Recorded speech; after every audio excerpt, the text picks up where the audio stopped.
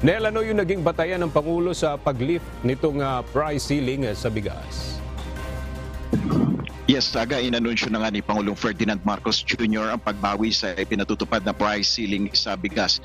Ito ay matapos ang pakikipagpulong ng Pangulo kahapon sa Department of Agriculture at Trade and Industry officials sa Malacanang. Ito ang inihayag ng Pangulo matapos ang kanyang pamamahagi ng bigas sa Taguig City. Well, I think it's the appropriate time since namimigay tayo ng mga bigas.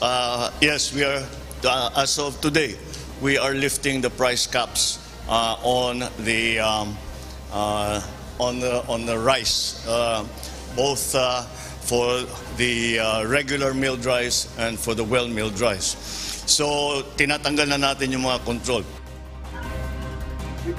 Ayon kay Pangulong Marcos, kahit na na-lift na ang price cap sa bigas, tuloy-tuloy ang pamamahagi ng tulong lalo na sa mga mahihirap na pamilya gaya ng pagbibigay ng libreng bigas sa beneficiaryo ng 4-piece. Sa ilalim ng Executive Order No. 39, ipinatupad ang mandated 41 pesos price ceiling sa regular milled rice at 45 pesos price cap naman sa well milled rice. Yan muna ang ating update. Balik sa iyo, Aga.